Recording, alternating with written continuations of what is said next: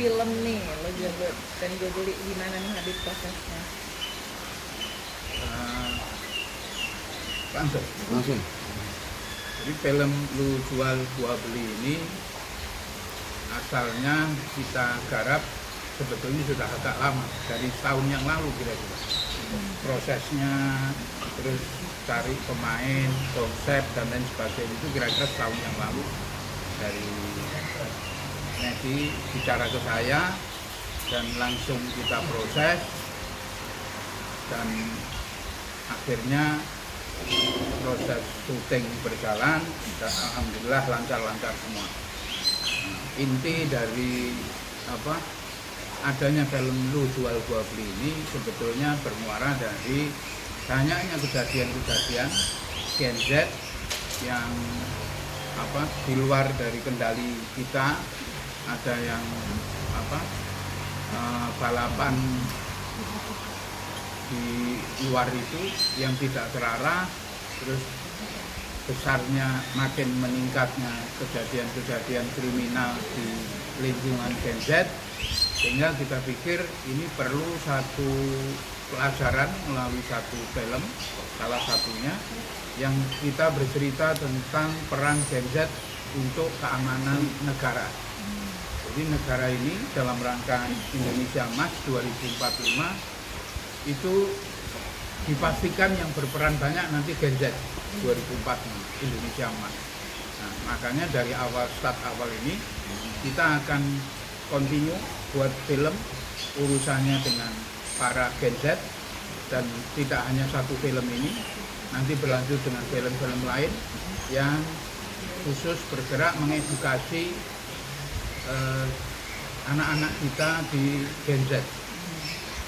Bib, untuk pemainnya mungkin kenapa akhirnya klik dengan Kaila dan Ibrahim ini? Ya, kan saya cerita tadi prosesnya lama, setahun. Jadi dari proses yang setahun itu kita menemukan satu film yang luar biasa. Menurut saya ini yang terbaik dari semua yang kita tarik, kita panggil. Nah, kita temukan satu talent yang menurut saya kedepannya pasti mereka akan sukses luar biasa, dan saya sangat mengapresiasi mereka berdua dan teman-temannya. Dan seperti yang saya katakan di awal bahwa proses ini tidak sebentar, proses pemilihan pemain ini lama sampai ketemu satu talent yang menurut saya luar biasa.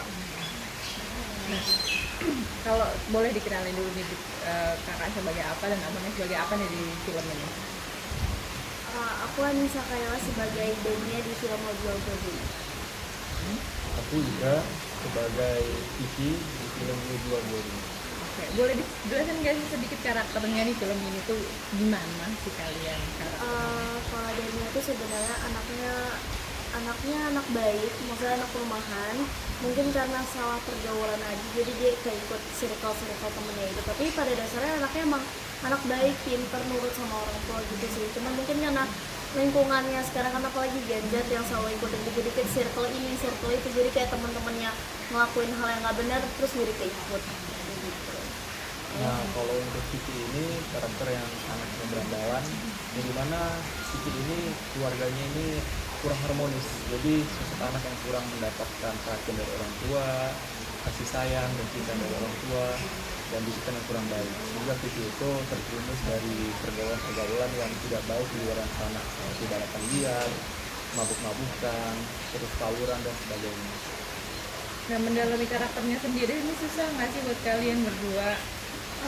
Alhamdulillah nggak begitu sulit, karena kita juga sempat reading, terus ada coachingnya juga, jadi kita diajarin gimana mendalami karakter, harus baca terus skripnya, karena jalan ceritanya juga bagus banget, karena kan relate sama semua anak-anak Gen Z sekarang. Jadi doain semoga filmnya booming ya Bib ya. Ya. Amin. Bib, mungkin kenapa mengambil tema kehidupan seperti ini? Karena kan di era sekarang nih, bioskop sekarang kan banyak sekali film-film horor nih, Bib. Kenapa nggak mengambil tema horor atau seperti itu? Ini film ini dibuat oleh saya dalam ini Yayasan Haidar Alwi Care sama Haidar Alwi Institute. Nah, Haidar Alwi Care dan Haidar Alwi Institute ini lebih kepada menyoroti yang care di bidang sosial, yang Haidar Alwi Institute itu pendidikan.